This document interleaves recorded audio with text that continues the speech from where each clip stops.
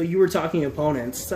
Who in this city would you like to see match up with your sons? I know I've heard a possibility of Eric Taylor, Robbie Cousin. Well, there's been lots of talk. Like, we've heard lots of talk. We hear these guys with these ultimate fucking amateur records, and then you look at my sons, okay, fine. You know what? Hey, they have to now.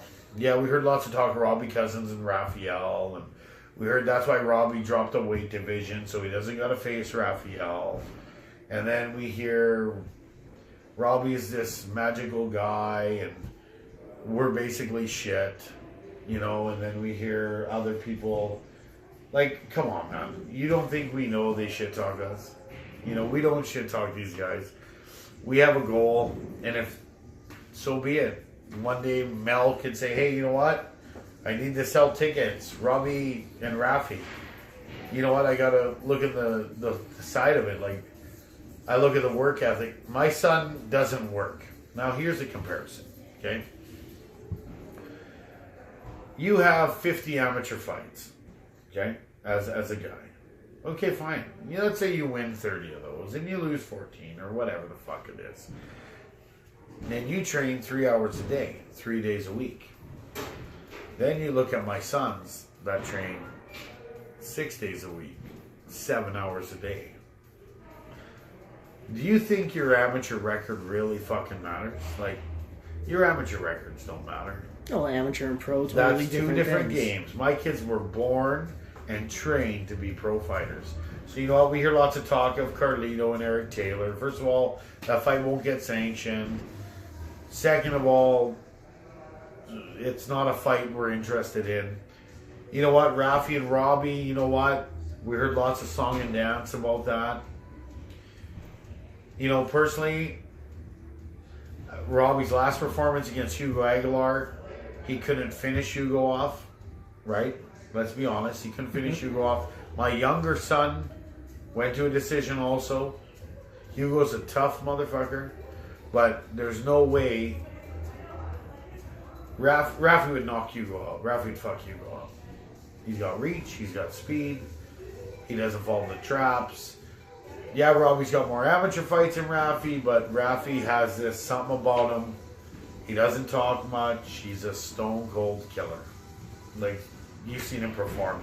Brett Hans was supposed to mop the floor with Rafi, and Rafi fucking dismantled that kid. And that kid's got like 30 fights, and he's got like 5 pro fights. Like, my kid's only got fucking, I think, 4 fights in his whole life.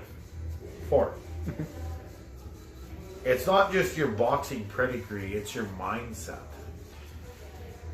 My older son is a killer.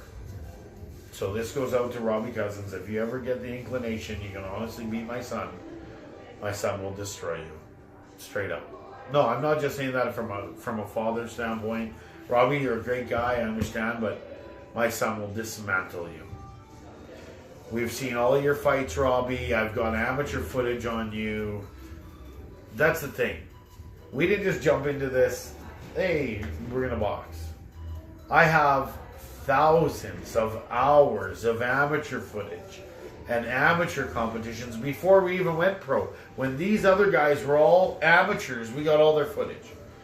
And we talked to sparring partners, and we talked to techniques. Like, that's what a team does. A team evolves. They don't stay complacent. And if you watch some of the local fighters here, like, not taking nothing away, but they all have the same style, same technique, nothing new, nothing tricky, nothing different.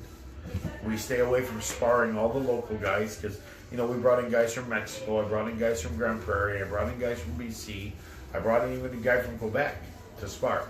We will not spar local guys unless we have certain amateur boxers that we know would whoop the shit out of every fucking pro boxer in those divisions. Those are the guys we go and see because those guys, they have good coaches you can learn from, like Lincoln Suchet. He helps me with some of the technical footwork.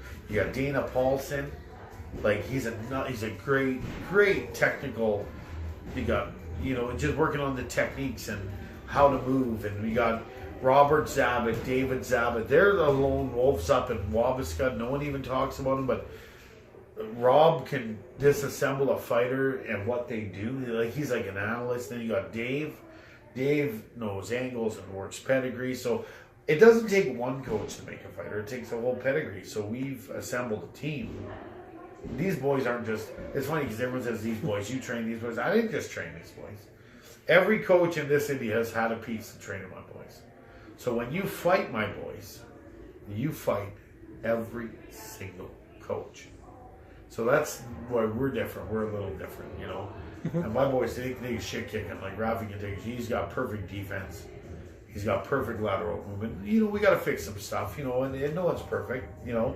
I'd like him to knock the guy out, actually, instead of, like, you know, throwing 42 punches and hitting him in the face. I wouldn't mind just one punch with put the guy to bed. But, you know, Carlito turned from a brawler now to more of a technical boxer, which you've seen.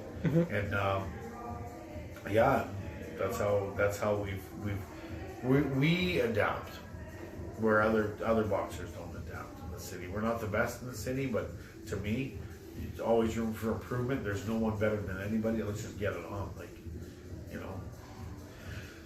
That's how I see it.